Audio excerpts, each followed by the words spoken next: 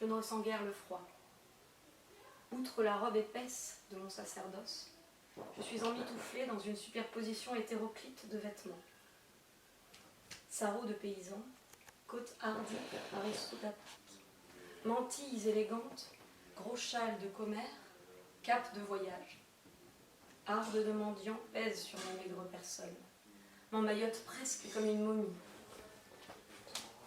C'est une tradition. Chaque nouveau pensionnaire doit me céder une pièce de son costume. Souvent, quand l'ennui se fait par trop écrasant, je me pelotonne dans ce nid composite. Je serre sur ma carcasse chétive les guenilles fastueuses, les parures pisseuses. Je tâte avec lenteur les étoffes. Au toucher, j'identifie la douceur abandonnée de la soie. La trame élimée des vieux habits, le relief des galons, la mollesse filochée de la laine, la caresse du verre, le motif raide des broderies. Je parcours ce trésor de chiffonnier comme un livre douillet. Ces vêtements me racontent des histoires, les histoires de ceux qui les ont portés. Ces vêtements sont pleins d'odeurs. De temps à autre, je saisis un revers, je l'attire vers mon visage, il niche le nez comme un animal, je le hume à longs traits. Souvent, je sens le suint aigre de la maladie, les fluvrances de la vieillesse. Et au milieu de ce bouquet amer, il m'arrive de trouver des parfums plus violents ou plus frais. Ce peut être la laine fauve des forêts, du cuir, de la sueur équine, et je me sens soudain cavalier insolent, lancé dans une chasse incertaine. Ce peut être un arôme léger de benjoin et de violette, et je me fonds avec une douceur triste dans l'alcôve d'une belle.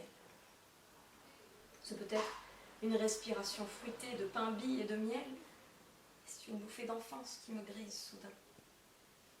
En de rares occasions, je devine un esprit fade et métallique, décelable à peine, l'arrière-goût âcre d'un métal de boucherie. L'odeur du sang séché, pour moi, à l'éclat mat d'une coutellerie sur le velours de l'obscurité. Mais mon divertissement le plus constant, c'est la douleur. J'y reviens sans cesse, parce qu'elle me travaille avec obstination, avec l'acharnement indifférent du verre qui ronge. Malgré le matelas formé par les vêtements fanés, la rudesse de la pierre entame mon dos. J'ai des escarres sur la nuque, sur les omoplates, à la pointe des hanches, sur la chute des reins, jusque sur les coudes et sur les talons. Je bouge avec de plus en plus de précaution, car le moindre mouvement me coûte. Frotte les croûtes contre le granulé rêche du tissu, élargit les plis. Pourtant, je devrais me mouvoir, car l'immobilité nécrose davantage la peau, meurtrit de plus en plus insidieusement mon corps crème. Je suis enfermée dans un dilemme sans issue.